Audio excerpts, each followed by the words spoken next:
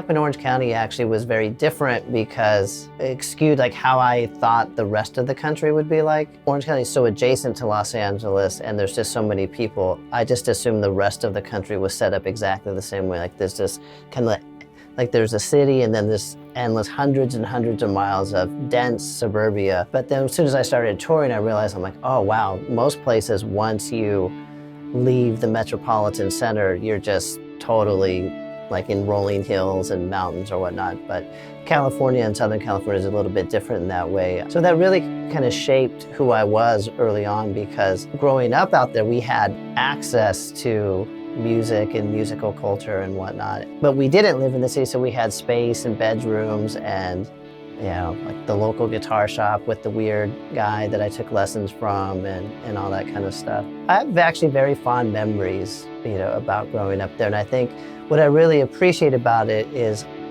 I think it gave me a lot of time just to daydream, because I would come home from school, go to my room, and I could just sit for hours and stare out the window and play guitar and think about things like, man, what it'd be like to be a guitar player.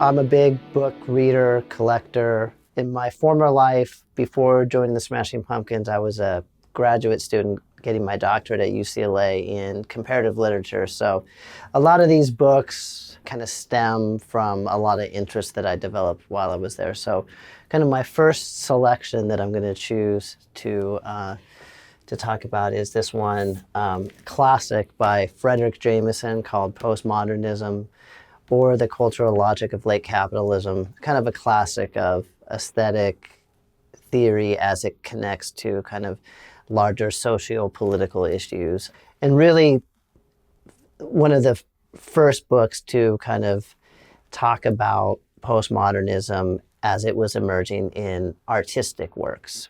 I think a lot of what he talks about in this book is still totally relevant today. Very difficult, very dense book. I was lucky when I was a graduate student at UCLA, Frederick Jameson visited many times, and so I was able to actually take 4 or 5 seminars with him at the time. So I'm a big fan. I love his work.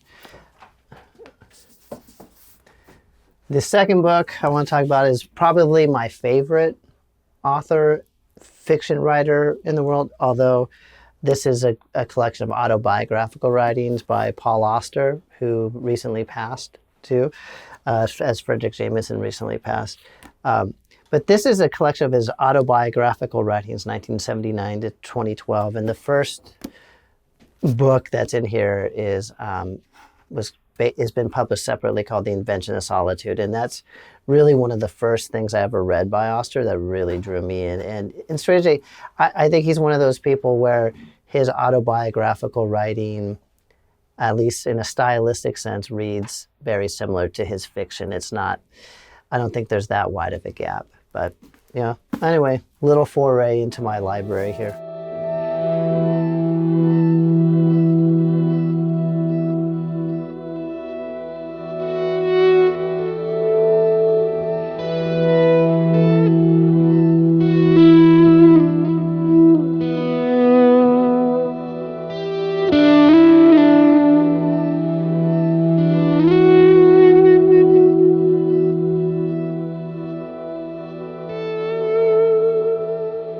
For me, growing up, Sonic Youth, Dinosaur Jr., and I would say even Mudhoney, those were such big bands because, especially Mudhoney, the album Super Fuzz Big Muff, you're like, what is that? You know, and then that you get that record, it has pictures of those 2 pedals, and really the sound of the band were those pedals. And also Jay Mascis from Dinosaur, I really love the Bug album and Freak Scene, and like go and learn like, well, he's using all these old electro harmonics pedals and stuff. And these were things that people were not using so much at the time. That really kind of did send me down a rabbit hole of going like, okay, you can really use pedals as an extension of who you are, not just to get like a good overdriven sound, but it becomes like maybe the identity of your playing, or the band even becomes identified with these kind of tone shaping devices.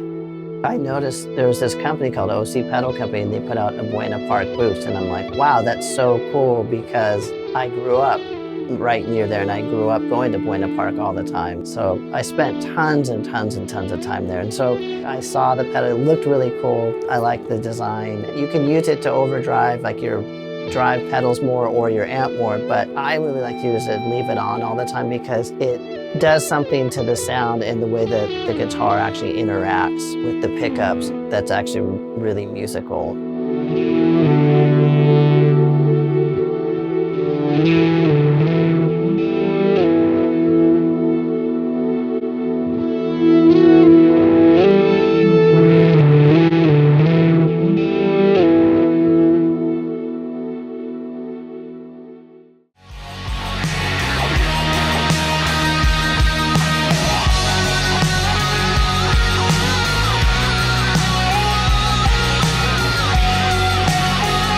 One of the early bands I was in was a band called the Lassie Foundation, and we felt like, wow, shoegaze is over, and wouldn't it be cool to start a band that was actually, basically ripping that sound off. Our early stuff is very raw, and more noise pop than shoegaze, because we didn't know how to create those sounds. We had like one or two of these rack mount devices where we could run okay, let's run that guitar bus through that delay reverb patch on this Digitech or Alesis unit. So we did things like that, and I'm talking we were recording on 8-track, reel to reel, so it wasn't like we had a sophisticated setup. It was very basic and very raw.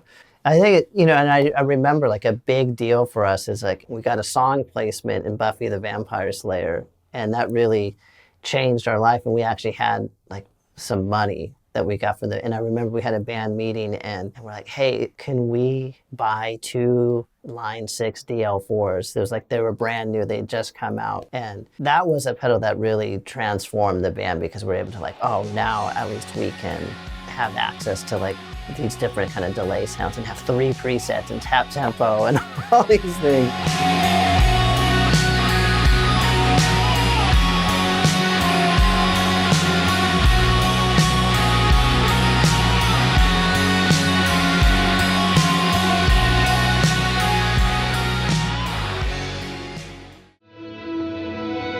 When I think back on my time in Smashing Pumpkins, it's just with total gratitude. As each year kind of goes by that I'm able to put some distance behind it, I think wow, how amazing was it to go and essentially get paid to have a great musical education. Because when I joined the band, although I had done all these things locally, I'd never had to work at that level or with those types of caliber of musicians, where I'm all of a sudden I'm playing with Jimmy and Billy, and you're wow, and you're playing these enormous venues, and you have access to all this gear and guitars and stuff that I never had before, and studio techniques and production techniques, and you name it, everything was new. And that information that I was able to get, and those experiences that I was able to gather are invaluable. And so I just feel extremely lucky and blessed that I was able to do it. In all honesty, it informs almost everything that I do today. There's something that I learned or some experience that I had that really guides me in all the musical decisions that I make today. So yeah, I feel extremely lucky.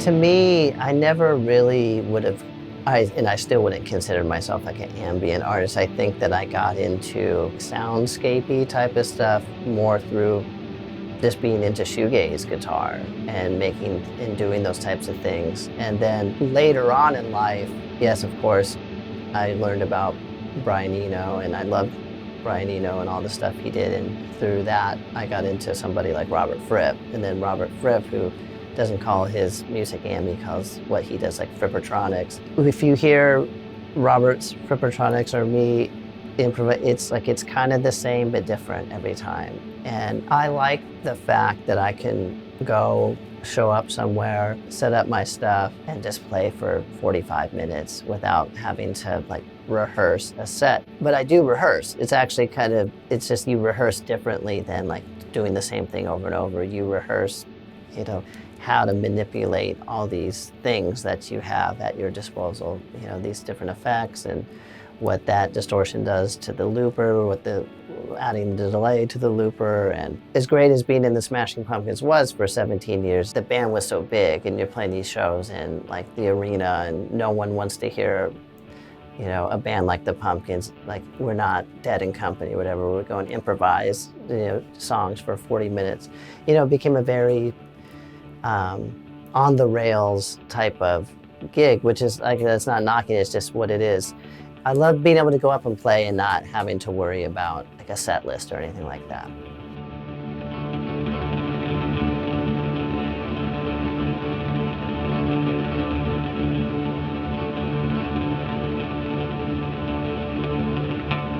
In addition to books, I'm also a big record collector. I still listen to lots of vinyl, even CDs, cassettes. So I've kind of cherry-picked a few things to share with you.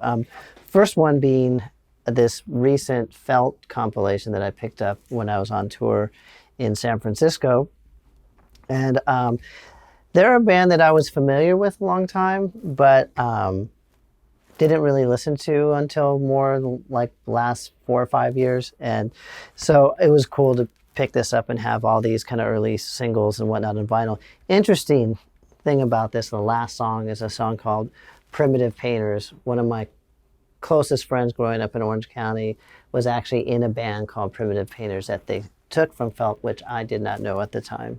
So I knew they got it from somewhere. I didn't realize it was the band. So hence again, even one current connection to Orange County. The second record I want to share is actually Gateway by Adam Miller, because this is the record that really introduced me to him as a person. Like I said, I wasn't super familiar with the Chromatics. I knew who they were and I'd seen them in the Twin Peaks episode. But when I saw actually a blurb or something about this record and what it was referencing, and that it was in the tradition of Durutti Column and Michael Rother from Noy and stuff, I was like, that's totally up my alley. And I remember sharing it with a friend going like, see, like it's so cool that someone is making music like this. And then through some other mutual friends, we actually became in contact, and now we've been recording tons of music together. So Adam Miller's Gateway was my gateway drug to him. So really cool. About a year ago, we played a show out here in LA, and we did a cover of Spaceman 3's Feeling Just Fine. And we played it together at the end of the show. And I thought it was so fun to do that I hit him up. I said, hey, why don't you come over to my place and let's record that song just to document it. We kind of finished one day and I was like, you got anything else? And he's like, well, I have this song. Now we're like 8 or 9 songs into like kind of collaborating on stuff. I think we're going to start actually sharing some music with the world, and going to start just by releasing some singles that will ultimately go on an album. But we're kind of going to do it old school, where we're going to have like a single, like an A-side, and then like a B-side that's probably not going to be on the record. Like, so for the first one, we're going to release a song called Underground, and the B-side is that Spaceman 3 song, Feeling Just Fine. For me, growing up in Orange County, then moving to LA and having lived up here in Los Angeles, you know, for almost the same amount of time that I lived in Orange County, it is kind of like a reclaiming of the space a little bit, because I think historically, Angelenos, and myself included, you know, have looked down upon Orange County because of various reasons. As I kind of mentioned earlier, it was such a great place to grow up, and really where all my musical dreams really began. And so now that I'm kind of at this different stage in my career, I really feel like connected to that time in my life where I wasn't afraid to kind of daydream about what I wanted to do and what I wanted to be, because I feel like sometimes as you get older and you age in the industry, they want you to feel like your time is done, or you can't do this, or wasn't that so great. But I feel like we need to continually have that dreamer type of mentality. So to me, that's my associations with Orange County. And so when I see those pedals, like I feel really connected to them in that way.